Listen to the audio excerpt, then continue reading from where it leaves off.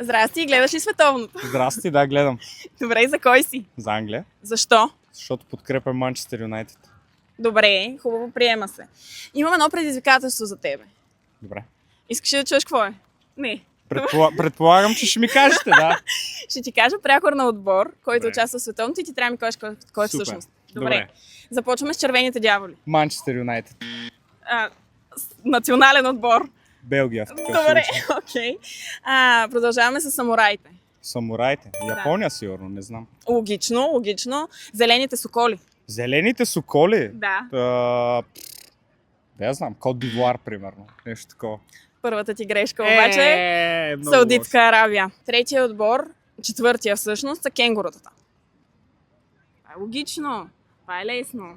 Австралия. Да. И последния отбор са лалетата. Лалетата? Да. Нидерландия. Точно така. Браво. Тъй като ги позна всичките, сега ще дам една специална награда от Бетва. Изчакай ме тук. Заповядай. Благодаря много. Заповядай, може да отвориш. Може да отворя. Вътре има още нещо, да. Да видим. Вътре си имаш тефтерче. Много яко. Тефтерче. Надявам се да си ги Тук ползваш ще със здраве. Ще си записвам всичките резултати от световно. Основно това. И ще си запиша кои са зелените соколи.